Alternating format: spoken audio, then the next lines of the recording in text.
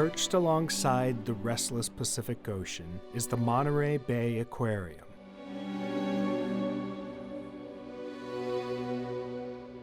Besides a major tourist attraction, it's also regarded as a global leader in ocean research and conservation. The Monterey Bay Aquarium, from its founding, has really valued education, and so we have a really large education division. Yeah, we eat different foods, all right?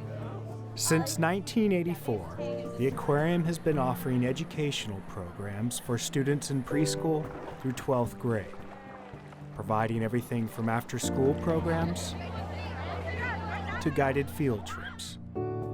They would get a facilitated experience that was about an hour long where they'd get to interact with animals, do some really cool science, and then they'd be able to explore the aquarium on their own. All of our education programs are free because we don't want that to be a barrier for students accessing the aquarium. But all of that changed in March 2020.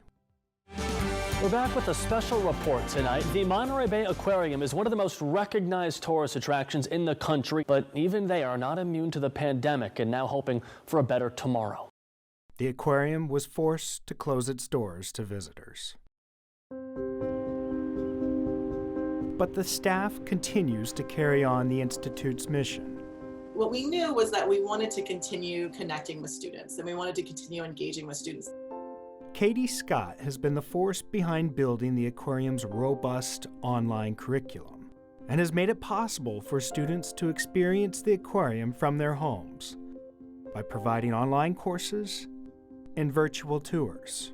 Teachers can sign up for a field trip via our website, and their students get a 45-minute Zoom session live with an educator. So my name is Katie, and I am a teacher at the Monterey Bay Aquarium, and I am so excited to have you here today. On this day, fourth graders from Rockland Unified School District are participating in a virtual field trip led by Katie and her colleague Karina. Zach, would you like to share? Hermit crab has a shell protecting it. I liked all of it. It was super cool in learning these new creatures that I had no idea that you could even find in tide pools. If you actually touch a sea cucumber, it feels like Play-Doh. Those spikes are not hard at all, they're squishy. Dad is gonna gross my mom out. I bet, yeah. We've also started to offer online courses for students from preschool to 12th grade. They're also designed to get kids thinking about the outdoors and, if possible, going into the outdoors. You've practiced your sea otter observing skills. It's time to use them to observe. Have fun observing, otter spotters. I see a dove! Maybe they're going into their backyard, or if they don't have a backyard, maybe they're taking a walk around their neighborhood and they're looking for animals in that space, whether they be birds or ants or anything. And they're taking data on those animals that they find.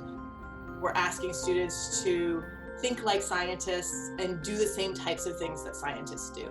Can you hold up your illustration so I can see what you drew there? Ooh, Naomi's got 2 views. Ooh, y'all are some good scientific illustrators. They really bring it down to a very cohesive level for the students to be able to understand some pretty complex concepts about science and conservation. Climate change is definitely a challenge. That's a challenge for animals wherever they live, right? Because conservation is extremely important for, I believe, my students to learn, because they're really our legacy. And that message is getting across to students. If you just sit around watching the ecosystem getting destroyed, it just basically destroys Earth. We were going to go on a field trip to the Monterey Bay Aquarium and stay overnight, but since coronavirus came, we couldn't, so I like that I get to know how it is now. Does anybody know the science name when we're talking about body parts and behaviors that help someone survive in the wild? Adaptations? Adaptations, brilliant, yes. I think the silver lining in all of this is that it is empowering for students to know that we can adapt and to be resilient, to be flexible. Children will learn where there's a will, there's a way. And don't we want our students to all have that idea that we don't give up? And that's really what science is also about, that we never give up.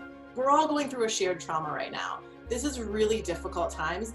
And what we know is that connecting with animals and connecting with nature makes us feel better. And so, especially at this time, if we can offer content that makes those students feel a little bit better, that this is going to be okay, I think that that's really important right now. Well, it was great to meet you all today. I hope you had a fun time. Hopefully we'll be open again soon and you'll be able to come back and visit us. Thank you so much. Guys. Bye, Shab. Bye. The Monterey Bay Aquarium now offers 13 online courses to schools and students all over the world. More than 40,000 people have enrolled in the courses from 93 different countries.